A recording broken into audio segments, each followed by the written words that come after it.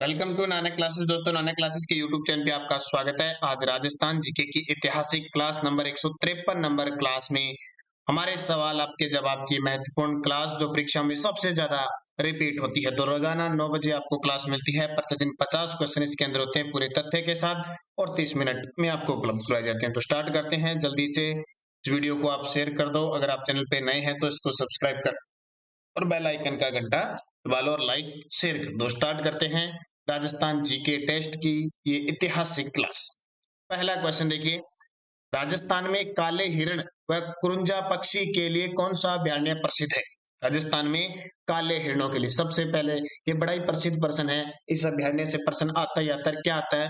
खास करके काले हिरणों के लिए कौन सा अभयारण्य प्रसिद्ध है? तो वो ताल छापर। कौन सा? ताल छापर अभयारण्य प्रसिद्ध है। और ताल छापर है कहाँ पे? चूरू के अंदर। कहाँ पे?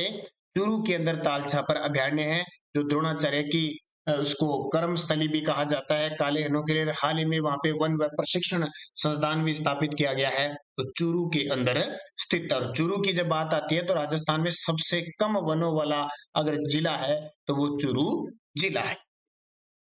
अब देखिए, राष्ट्रीय मरु उद्यान, इसका नाम राष्ट्रीय मरु उद्यान है, लेकिन ये राष्ट्रीय उद्यान नहीं है। नाम है इसका, ये बाड़मेर और जैसलमेर में फैला है, लगभग 3162 वर्ग किलोमीटर में, और राजस्थान का सबसे बड़ा अभयारण्य है। केवलादेव राष्ट्रीय अभयारण्य भरतपुर के अंदर है। खासियत इसकी राष्ट्रीय उद्यान भी है, यूनेस्को की विश्व धरोहर सूची में शामिल है और रामसर साइट घोषित है। टोटगढ़ रावली उद्यान, ये टोटगढ़ ये अजमेर क्षेत्र में है, और टोटगढ़ कर्नल जेम्स टोड के नाम पर इसका रखा गया नाम। विख्यात महिला समाज सुधारक छगन बहन राजस्थान के किस क्षेत्र से संबंधित थी? विख्यात महिला समाज सुधारक थी और ये राजस्थान की पहली महिला सरपंच का गौरव प्राप्त था इन्हें। ये भी बहुत इंपॉर्टेंट है। राजस्थान की पहली महिला सरपंच होने का गौरव प्राप्त भी था। ये राजस्थान के किस जिले से संबंध रखती है? जोधपुर जिले से। ये राजस्थान के जोधपुर जिले की रहने वाली। राजस्थान में स्पीड पोस्ट सेवा की शुरुआत कब की गई? राजस्थान में स्पीड पोस्ट सेवा की शुरुआत कब गई? 1986 के अंदर। ये बस इनके सन वगैरह याद रखना, एक दो क्वेश्चन हर बार आपको ऐसे मिलते रहते हैं। तो स्पीड पोस्ट 1986। रामसागर वन्य जीव अभयारण्य किस जिले में? ये आपके लिए इंपॉर्टेंट। अभयारण्यों से तो लगभग या तो कोई पक्षी या पशु कोई है उसकी विशेषता पूछा जाएगा या जिला पूछा जाएगा। तो रामसागर वन्य जीव अभयारण्य कहाँ पे है? धौलपुर के अंदर। कहाँ पे? धौलपुर के अंदर। और आज तारीख है 15 अप्रैल। 15 अप्रैल 1982 की ऐतिहासिक दिन धौलपुर जिले की स्थापना हुई थी। किसकी? धौलपुर जिले की स्थापना हुई थी, और धौलपुर राजस्थान का 27वां जिला बना था। आज वो ऐतिहासिक दिन है। तो 15 अप्रैल 1982 को धौलपुर राजस्थान का 27वां जिला बना, इसको याद रखना। व्यक्ति समूह को इंगित कीजिए जिन्होंने 3 या अधिक अवसरों पर राजस्थान के मुख्यमंत्री पद की शपथ ली है। ठीक है, यानी वो व्यक्ति जिन्होंने या तो 3 या 3 से ज्यादा बार के अवसर ऐसे आए हैं जब राजस्थान के मुख्यमंत्री पद की शपथ ली है। तो देखिए, जयनारायण व्यास, इन्होंने तो 2 ही बार ली थी, तो पहला ऑप्शन गलत हो गया। मोहनलाल सुखाड़िया ने 4 बार शपथ ली, हरिदेव जोशी ने 3 बार ली। फिर मोहनलाल सुखाड़िया ने 4 बार ली, हरिदेव जोशी ने 3 बार ली, और भैरव सिंह शेखावत ने भी 3 बार ली। ठीक है, जस्ता है। भैरव सिंह शेखावत ने 3 बार ली, शिवचरण माथुर ने 2 बार ली, हरिदेव जोशी ने 3 बार ली। तो ये भी ऑप्शन कट गया, ये भी कट गया, क्योंकि एक इनमें अलग आ गया। मोहनलाल सुखाड़िया आ गए, हीरालाल शास्त्री ने नहीं ली 3 बार, जयनारायण व्यास ने ली, तो ये ऑप्शन कट गया। तो सही जवाब इसका क्या हो जाएगा? मोहनलाल सुखाड़िया आधुनिक राजस्थान के निर्माता कहते हैं, 4 बार शपथ ली थी। हरिदेव जोशी जिन्हें राजस्थान का चाणक्य कहते हैं, 3 बार शपथ ली थी। और भैरव सिंह शेखावत जिन्हें आधुनिक भारत का भागीरथ यानी राजस्थान का भागीरथ भी कहते हैं, इन्होंने 3 बार शपथ ली थी। तो उत्तर ये आ जाइए, बार बार पेपर में आ रहा है। इसके अलावा अशोक गहलोत ने भी 3 बार शपथ ली है। निम्न में से कौन सा एक राजस्थान में सीमेंट उद्योग का केंद्र नहीं है? निम्न में से कौन सा एक राजस्थान में सीमेंट उद्योग का केंद्र नहीं है? तो देखो, गोटन नागौर है सफेद मरमर के लिए, मोड़क चित्तौड़गढ़ है, ब्यावर अजमेर भी है, गुलाबपुरा नहीं है, गुलाबपुरा भीलवाड़ा के अंदर है, या सूती वस्त्र मिल है। 2011 की जनगणना के अनुसार राजस्थान में नगरीय जनसंख्या का प्रतिशत कितना है? राजस्थान में नगरीय जनसंख्या का प्रतिशत कितना, यानी नगरीय और ग्रामीण। अब ये पॉइंट आपको याद रखने, एक याद रख लोगे तो दूसरा अपने आप याद हो जाएगा। तो 2011 की जनगणना के अनुसार देखें तो राजस्थान में जो नगरीय जनसंख्या है वो 24.9% है। कितने? 24 पॉइंट। अब देखो टोटल 100 में से 24.9% है, तो बाकी कितनी बच जाती है? देखो 0, 1 और 6, 0, 1, 6, ये 5 और कितनी बच गई? 75। 75.10 क्या है? ग्रामीण जनसंख्या। राजस्थान में 50% से अधिक वन क्षेत्र किस श्रेणी में सम्मिलित है? राजस्थान में 50% से अधिक वन, देखो प्रशासनिक दृष्टि से 3 प्रकार के वन होते हैं। एक तो होते हैं आरक्षित, आरक्षित होते हैं, एक होते हैं संरक्षित या सुरक्षित कह दो या संरक्षित कह दो, और एक होते हैं अवर्गीकृत। 3 प्रकार के वन है। तो जो 50% से अधिक वन है वो आरक्षित संरक्षित वन है 50% से अधिक, यानी लगभग 56 पॉइंट कुछ है। आरक्षित लगभग 37 पॉइंट या 36 पॉइंट कुछ है। अवर्गीकृत 6 पॉइंट कुछ है। यानी आरक्षित वन सबसे ज्यादा उदयपुर में है, संरक्षित वन 12 में है और अवर्गीकृत बीकानेर में है, अभी 17वीं वन रिपोर्ट के अनुसार। तो ऐसे प्रश्न पेपर में आ जाएगा सीधा। पृथ्वीराज चौहान तृतीय का समकालीन चालुक्य शासक कौन था? ये पृथ्वीराज चौहान, जिनका जन्म 1166 अनिल पाटन गुजरात में हुआ था और ये गद्दी पर बैठे थे 1177 को और 1192 में इनकी मृत्यु बताई जाती है। तो इनका प्रथम युद्ध और द्वितीय युद्ध लड़ते हैं। तो इनके समय जो चालुक्य शासक था वो भीम द्वितीय था। चालुक्य गुजरात क्षेत्र का भीम द्वितीय शासक था। और जयचंद घेड़वाल ये कन्नौज का शासक था। परमर्दीदेव ये महोबा का शासक था। अरावली में निम्न शिखरों में से सबसे नीचा शिखर कौन सा है? अब 4 आपको शिखर दे दिए, इनमें से नीचा कौन सा है? इनमें से नीचा तो और कोई है, लेकिन 4 ऑप्शनों में इनमें से नीचा देखो, रघुनाथगढ़, तारागढ़, सज्जनगढ़, कुंभलगढ़। तो देखें तो इनमें सबसे नीचा है तारागढ़ अजमेर वाला, वो नीचे। ग्रियर्सन ने बागड़ यानी डूंगरपुर बांसवाड़ा में बोली जाने वाली बोली को क्या कहा है? जॉर्ज इब्राहिम ग्रियर्सन ने डूंगरपुर बांसवाड़ा में जो बागड़ क्षेत्र में जो बोली जाने वाली बोली है उसको क्या नाम दिया गया है? भीली बोली। क्या नाम दिया है? बागड़ क्षेत्रों को भीली बोली नाम दिया गया। इसको याद रखना अच्छे तरीके से। निम्न में से कौन सा आभूषण कान पर पहना जाता है? अब देखिए ये बार बार प्रश्न आ रहा है, कान पर पहना जाने वाला। तो कान पर जो पहना जाता है वो टोंटी, कौन सा? टोंटी आभूषण है, वो कान पर पहना जाता है। 1857 के विद्रोह के प्रति मेवाड़ के महाराणा की क्या नीति थी? 1857 की क्रांति के समय मेवाड़ के महाराणा थे स्वरूप सिंह। मेवाड़ के महाराणा कौन थे? स्वरूप सिंह। अब स्वरूप सिंह ने क्या किया था? विद्रोहियों का सहयोग दिया था? बिल्कुल नहीं दिया था। स्वरूप सिंह ने अंग्रेजों का सहयोग दिया था। देखो अंग्रेजों का सहयोग किया था। जब निम्मत छावनी में विद्रोह हुआ था तो वहां के लोगों को इसने जो शरण भी दी थी अपने उदयपुर के अंदर। जग महल जो जग मंदिर बने हुए वहां शरण भी दी थी, तो इसने अंग्रेजों की सहायता की थी। वंश भास्कर ग्रंथ के लेखक कौन है? वंश भास्कर ग्रंथ के लेखक कौन है? तो वंश भास्कर ग्रंथ लिखा था किसने? सूर्यमल मिश्र ने। ये सूर्यमल मिश्र राजस्थान के राज्य कवि हैं और हड़ौती क्षेत्र से इनका संबंध है। बूंदी के राजा राम सिंह के ये दरबारी कवि थे। सूर्यमल मिश्र ने वंश भास्कर, वीर सतसई ये ग्रंथ लिखे थे जो काफी इंपॉर्टेंट भी बन जाते। कौन सा? सूर्यमल मिश्र। राजस्थान में से होकर जाने वाले सभी राष्ट्रीय राजमार्गों में से कौन सा राजस्थान में सबसे लंबी दूरी का है? यानी सबसे लंबी दूरी का मतलब सबसे लंबा एनएच राजस्थान का कौन सा है? तो राजस्थान का सबसे लंबा NH 15 है। NH 15 कह दो या इसका नया नाम हो गया 62, क्योंकि अब जितने भी नेशनल हाईवे बन रहे हैं उनका फिक्स कोई नाम नहीं है। एक बन गया, इससे यहाँ जुड़ गया, यहाँ जुड़ गया, यहाँ जुड़ गया, बहुत सारे, क्योंकि पूर्व से पश्चिम और उत्तर से दक्षिण गलियारे ये बने जा रहे हैं, सबको जोड़ा जा रहा है, तो अलग अलग शाखाएं निकाली जा रही है। जैसे NH 8 है, ये राजस्थान का सबसे व्यस्ततम राष्ट्रीय राजमार्ग है। इसके 2 टुकड़े हो चुके हैं, एक 58 वाला है, एक 48 वाला है। खास करके 48 वाला प्रसिद्ध है।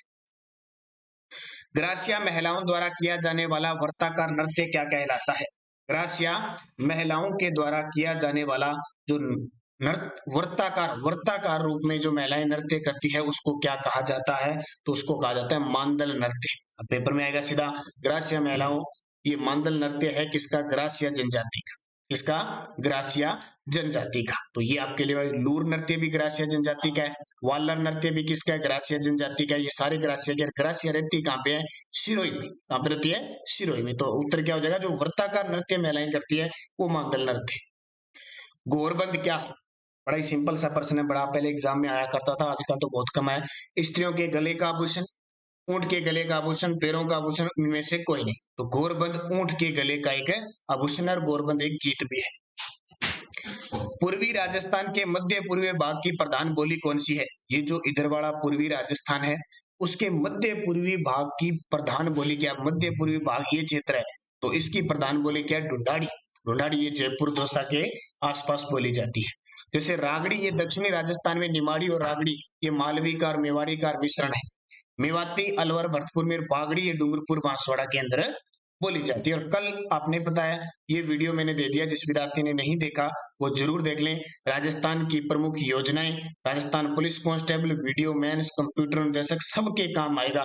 पूरी जितनी राजस्थान की योजना है मुख्य मुख्य मैंने सारी डाल दी, चाहे बजट वाली हो कुछ भी हो। अगर जिसने नहीं देखा इस वीडियो को जरूर देख लें, बहुत इंपॉर्टेंट है आपके लिए। अगला प्रश्न देखो, पृथ्वीराज विजय की रचना किसने की थी। पृथ्वीराज विजय ग्रंथ की रचना किसके द्वारा की गई, तो जयानक भट्ट ने पृथ्वीराज विजय की ग्रंथ की रचना की थी। और चंद्रप्रदाई ने पृथ्वीराज रासो ग्रंथ लिखा था। मलिक मोहम्मद जायसी ने पद्मावत ग्रंथ लिखा था। तो ग्रंथों से, ऐतिहासिक घटनाओं से संबंधित कोई भी प्रश्न आ सकता है। राज्य के किस किले को सुवर्णगिरी कहा जाता है, राज्य के किस किले को सुवर्ण, ये स्वर्ण नहीं है सुवर्ण है, स्वर्णगिरी कहें तो मेरा इसको कहेंगे जैसलमेर दुर्ग को, जबकि ये कह रहा है सुवर्ण तो ये जालोर के किले को कहा जाता है। इसको जालोर के किले, ये जालोर का किला कहन्नड़ देव के वीरता के लिए प्रसिद्ध है। जालोर का किला सूकड़ी नदी के किनारे है। इसका निर्माण पहले नागभट्ट प्रथम ने करवाया था, कालांतर में कीर्तिपाल ने इसका निर्माण करवाया। 1311 में यहाँ पे अलाउद्दीन खिलजी के द्वारा आक्रमण किया जाता है। कानड़ देव और उसकी पत्नी जेतल देव के द्वारा यहाँ पे साका होता है और इसका नाम बदलकर जलालाबाद रखा जाता है। ये जालोर दुर्ग है वो सुवर्णगिरी कांचनगिरी पहाड़ी पर स्थित है, तो जालोर दुर्ग।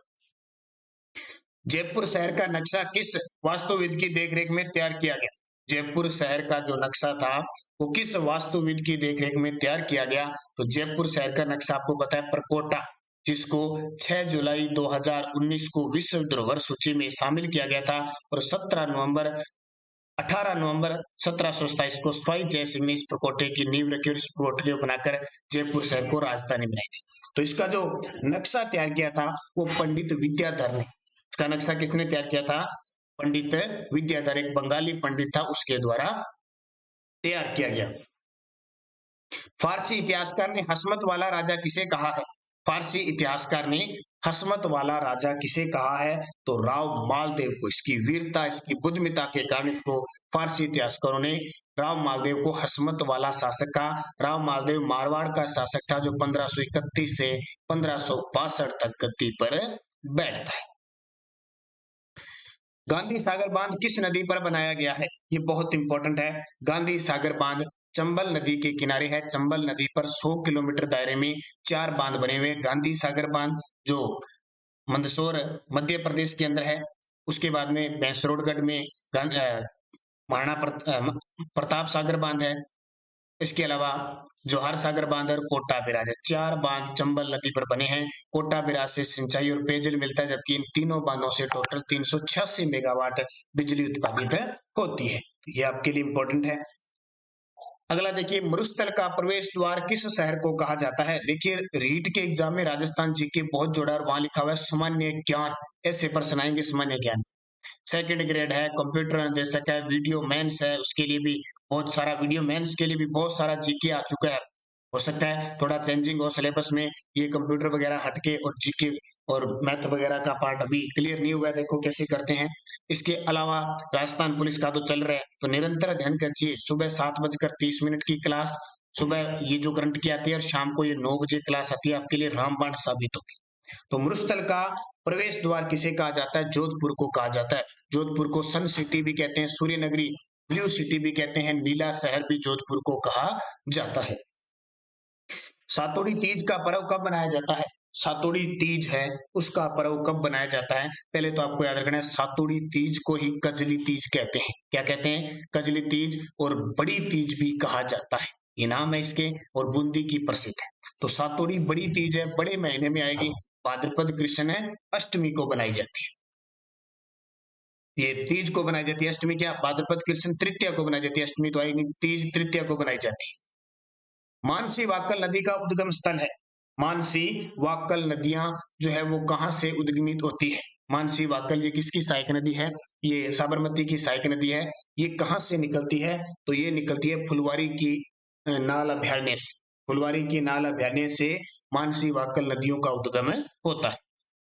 सिरावन से क्या तात्पर्य है? एक शब्दावली है राजस्थान की, सिरावन।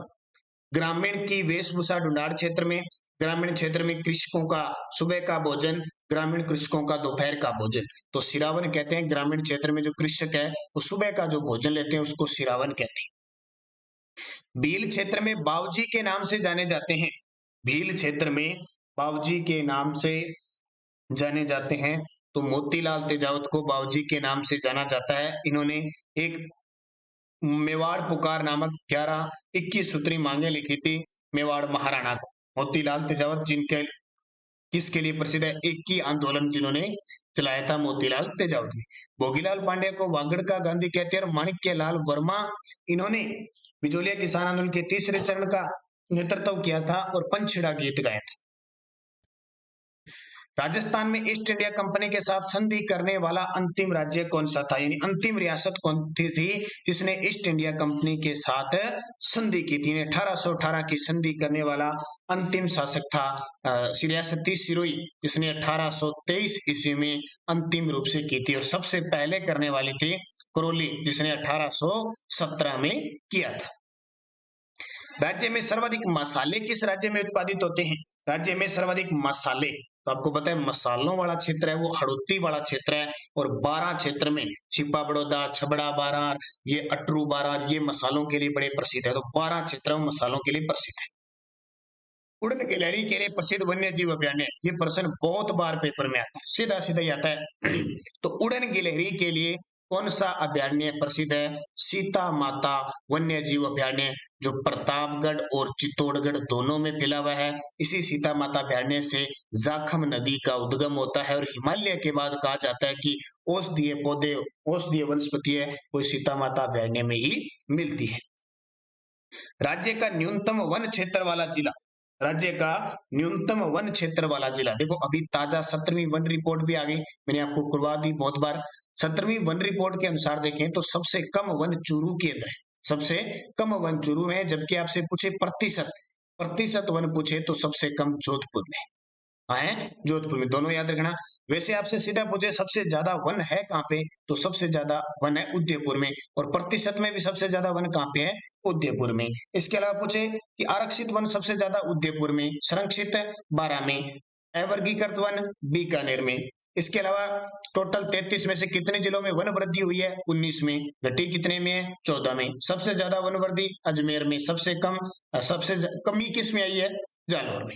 ये पूरा डाटा मैंने आपको दे दिया, फिर भी याद रखना। राज्य में ऐसे कौन से जिले हैं जहां कोई नदी नहीं है? ये बड़ा ही प्रसिद्ध प्रश्न है, बार बार पेपर में आता है, सबको पता है। चूरू और बीकानेर जिले हैं जहां पे कोई भी किसी भी प्रकार की नदी नहीं है, ये ध्यान रखना। राजस्थान में सर्वाधिक जनजाति है, राजस्थान में सर्वाधिक कौन सी जनजाति रहती है? देखो राजस्थान में सबसे ज्यादा मीणा जनजाति रहती है, क्योंकि राजस्थान में भील, मीणा, ग्रासिया, सहरिया, खतोड़िया, केरुआ, सांसी, कंजर, बहुत सारी जनजाति, लेकिन सर्वाधिक मीणा है। और सबसे बड़ी बात, सर्वाधिक शिक्षित भी मीणा है। आपने देखा होगा हर एक डिपार्टमेंट में मीणा समाज के लोग आपको लगे मिलेंगे। क्यों मिलेंगे? क्योंकि जनजातियां तो बहुत है, लेकिन पढ़ने वाली, शिक्षित वाली, जागरूक वर्तमान में मीणा है। बाकी धीरे धीरे हो रही है। इसलिए अपने कहते हैं ना कि सबसे ज्यादा मीणा क्यों लगते हैं? एसटी के अंदर जो इनको आरक्षण दे रखा है, जितना जितना प्रतिशत, 12% है जितना, उसका फायदा अकेले ये उठा रहे, बाकी नहीं पढ़ रहे। और जिस दिन ये पढ़ने लग जाएंगे फिर ये सारे आ जाएंगे। आपसे पूछे मीणा के बाद सबसे ज्यादा कौन है? भील है, भील है, ठीक है। और भील सर्वाधिक, राजस्थान में सबसे प्राचीन जनजाति पूछे तो भील है। और सबसे शिक्षित और सबसे ज्यादा है वो मीणा है। राजस्थान में स्वतंत्रता संग्राम का भामाशाह किसे कहा जाता है? राजस्थान के स्वतंत्रता संग्राम का भामाशाह किसे कहा जाता है? दामोदर दास राठी को। किसको? दामोदर दास राठी को कहते हैं। अगर आपसे पूछे 1857 की क्रांति का भामाशाह, तो अमरचंद बाठी। मीराबाई की प्रसिद्ध रचना है, मीराबाई की प्रसिद्ध रचना कौन सी है? पदावली। कौन सी है? पदावली मीराबाई की प्रसिद्ध रचना है। मीराबाई ने एक संप्रदाय चलाया था, दास दासी संप्रदाय भी चलाया था।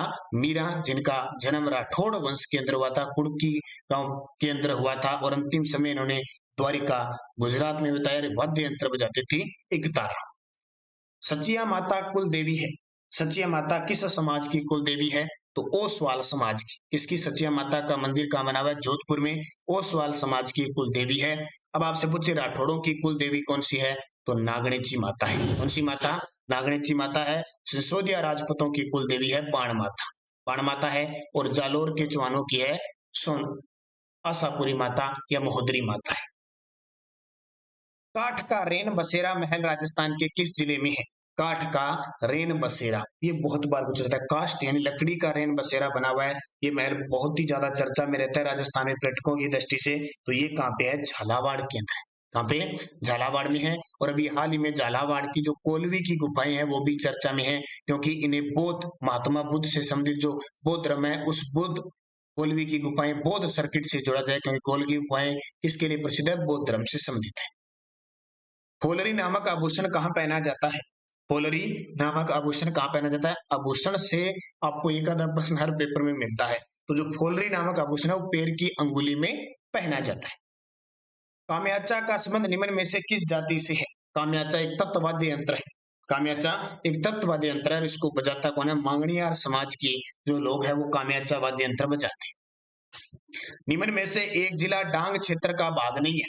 अब देखो, जो चंबल नदी का जो क्षेत्र है, कोटा ले लो आपका, इधर बूंदी वगैरह, ये धौलपुर है, सवाईमाधोपुर, करौली, ये सारा क्षेत्र है ना, ये चंबल नदी का ये भीड़ क्षेत्र है।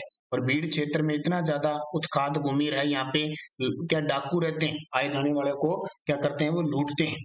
ये क्षेत्र है डांग का क्षेत्र है। वैसे डांग की रानी स्पेशल करौली को कहते हैं, लेकिन देखो धौलपुर वाला क्षेत्र आएगा, भीड़ क्षेत्र, करौली भी आएगा, सवाईमाधोपुर, अलवर अलग रहेगा। क्यों? यहाँ पे चंबल नदी नहीं जाती, यहाँ डांग क्षेत्र का नहीं हुआ, तो इस क्षेत्र को क्या कहा गया है? डांग क्षेत्र कहा गया। राजस्थान का उत्पादन में प्रथम स्थान है। चार फसलें आपके सामने, किस फसल में राजस्थान का प्रथम स्थान है? देखो, गन्ने में तो उत्तर प्रदेश आ गया, कपास में इधर गुजरात महाराष्ट्र आ गया, चावल के अंदर सबसे ज्यादा चावल पश्चिम बंगाल में होता है, बोया सबसे ज्यादा पंजाब में जाता है। तो सरसों, बाजरा, तिलहन, दलहन, ये जितने भी हैं इन सब में राजस्थान टॉप पे है। तो सरसों उत्पादन में, और राजस्थान में सरसों खूब सारी होती है, और राष्ट्रीय सरसों अनुसंधान केंद्र सेवर भरतपुर में बना हुआ है। देवयानी तीर्थ स्थल स्थित है। देवयानी तीर्थ स्थल कहाँ पे स्थित है? सांबर झील को देवयानी तीर्थ कहा जाता है। तीर्थों की नानी कहा, तीर्थों की नानी किसको कहते हैं? देवयानी। सांबर को कहते हैं। इसके अलावा तीर्थों का मामा पुष्कर को कहते हैं, और तीर्थों का भांजा मचकुंड धौलपुर को कहते हैं। निम्न में से कौन सा सुमेलित नहीं? ऐसा प्रश्न आपको देखने को मिलेगा कोई भी एग्जाम, चाहे बीएसटीसी का है, चाहे राजस्थान पुलिस का, या कोई। रणथंभौर राष्ट्रीय उद्यान सवाईमाधोपुर में बिल्कुल सही है। राजस्थान का पहला राष्ट्रीय उद्यान और टाइगर रिजर्व है दोनों। सरिस्का राष्ट्रीय उद्यान अलवर में, इस क्वेश्चन को तो स्टार ही लगा लेना, हाल ही में आग लगने के कारण चर्चा में रहता। सरिस्का राष्ट्रीय उद्यान राजस्थान का दूसरा टाइगर रिजर्व है। केवला देव घना राष्ट्रीय पक्षी उद्यान करौली, ये गलत है, क्योंकि ये भरतपुर में है, और राष्ट्रीय मरु उद्यान जैसलमेर में है। ये गलत हो गया आपका सी नंबर। अब ये देखो, इससे संबंधित कोई भी क्वेश्चन आपसे पेपर में पूछा जा सकता है, क्योंकि हाल ही में चर्चा में था। तो उत्तर क्या आ जाएगा? सी। मेहरानगढ़ किला कहाँ स्थित है? सिंपल सा प्रश्न। मेहरानगढ़ का किला जोधपुर में है। ये पहाड़ी आपको याद रखनी है, चिड़िया टुक पहाड़ी पे इसका निर्माण राव जोधा के द्वारा करवाया गया था, मेहरानगढ़। और मेहरानगढ़ दुर्ग की खासियत, यहाँ किलकिला, गजनीर, कड़क बिजली, ये सारी तोपें पड़ी हुई है। सहरिया जनजाति के लोग सबसे ज्यादा किस जिले में रहते हैं? सहरिया जनजाति के लोग सबसे ज्यादा बारां में रहते हैं, मैंने आपको बता दिया। और बारां में ये पिछड़ी हुई जाती है, इसलिए बारां को काली हांडी के नाम से भी पुकारा जाता है। और सहरिया जनजाति को भारत सरकार ने आदिम जनजाति के समूह में भी छोड़ा है। कौन सा आभूषण कान का आभूषण, नाक का आभूषण नहीं है? इनमें में से कौन सा आभूषण है वो नाक का आभूषण नहीं है? तो देखो, नाक का लौंग है, नथ है, चोप है, मांदलिया नहीं है, मांदलिया गले में पहनना चाहता है। कुंभलगढ़ का किला किस जिले में है? कुंभलगढ़ का किला किस जिले में है? तो कुंभलगढ़ का किला राजसमंद में है। और कौन सी पहाड़ी पे पूछे तो जरगा की पहाड़ी पे स्थित है। इसे मेवाड़ के राजाओं की शरण स्थली कहते हैं। और अबुल फजल ने इस दुर्ग के बारे में कहा कि इतनी बुलंदी पे बना हुआ है कि नीचे से ऊपर की ओर देखने पर सर पर कर रखी हुई पगड़ी गिर जाती है। और 1578 में शाहबाज खान ने इस पर अधिकार किया था। रणकपुर का प्रसिद्ध जैन मंदिर किस जिले में है? रणकपुर के जो प्रसिद्ध जैन मंदिर है 1444 खंभों का समूह है, जिन्हें स्तंभों का वन भी कहा जाता है। और रणकपुर पाली जिले में मथाई नदी के किनारे जैन मंदिर है। शुष्क वन अनुसंधान संस्थान कहाँ स्थित है? जिसको हम कहते हैं काजरी। काजरी का मुख्यालय कहाँ पे है? आपको अक्सर पेपरों में मिलता है जोधपुर में। काजरी की स्थापना 1959 के अंदर हुई थी। राष्ट्रीय बीजीय मसाला अनुसंधान केंद्र कहाँ स्थित है? राष्ट्रीय बीजीय मसाला अनुसंधान केंद्र कहाँ पे है? तो सारे जानते हो तबीजी अजमेर में। ये प्रश्न एक ऐसे हैं जो आपको अक्सर पेपरों में मिलते हैं। मथानिया जोधपुर राजस्थान का पहला स्पाइस पार्क है, यानी मसाला पार्क। किस जिले में कालीबंगा सभ्यता के अवशेष प्राप्त है? किस जिले में? अब ये प्रश्न जो पहली बार जो तैयारी कर रहे हैं विद्यार्थी, उनके लिए बहुत खास है। तो कालीबंगा सभ्यता हनुमानगढ़ में है। किस नदी के किनारे? जो एक्स्ट्रा है मैं बता रहा हूँ, घग्गर नदी के किनारे है। और इसकी खोज 1952 में अमलानंद घोष ने की थी। खाटू श्याम जी का मंदिर किस जिले में है? बड़ा ही फाल्गुन महीने में बड़ा शानदार मेला था, बड़ा चर्चा में रहा था। खाटू श्याम जी का मेला सीकर के अंदर लगता है। चित्तौड़गढ़ दुर्ग में स्थित कीर्ति स्तंभ किसको समर्पित है? चित्तौड़गढ़ दुर्ग में स्थित जो कीर्ति स्तंभ है वो किसको समर्पित है? तो जैन तीर्थंकर आदिनाथ को समर्पित है। ये 7 मंजिला बना हुआ है। कौन सा? ये आदिनाथ का जो भगवान आदिनाथ को समर्पित है कीर्ति स्तंभ, जैन कीर्ति स्तंभ। एक और है जैन कीर्ति, एक कीर्ति स्तंभ है, एक प्रशस्ति और है जैन कीर्ति प्रशस्ति। ये उस दुर्ग के अंदर विजय स्तंभ की 9वीं मंजिल पर है। जयसिंह द्वितीय ने जंतर मंतर निम्न में से किस शहर में नहीं बनवाई? जयसिंह द्वितीय ने जंतर मंतर निम्न में से किस शहर में नहीं बनवाई? तो देखो, जयपुर में बनवाई थी, बनारस में या वाराणसी में बनवाई थी, मथुरा में बनाई थी, लेकिन अयोध्या में नहीं बनाई, क्योंकि इसके अलावा इन्होंने उज्जैन में बनाई थी और एक दिल्ली में बनाई थी, तो अयोध्या में नहीं बनाई। भारत छोड़ो आंदोलन कब प्रारंभ हुआ? इसका तो आपको पता ही है, जरूरत ही नहीं है आपको बताने की। भारत छोड़ो आंदोलन कब प्रारंभ हुआ? 9 अगस्त 1942 को। राजस्थान के संदर्भ में याद रखना कि जयपुर प्रजामंडल ने इसमें भाग नहीं लिया था। राजस्थान का क्षेत्रफल कितना है? ऐसा प्रश्न तो आपको आज 5-7 एक्स्ट्रा डाल दिए, थोड़ा पढ़ लेना।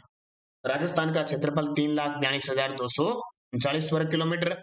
प्राचीन समय में चंद्रावती के नाम से प्रसिद्ध राज्य का भूभाग था।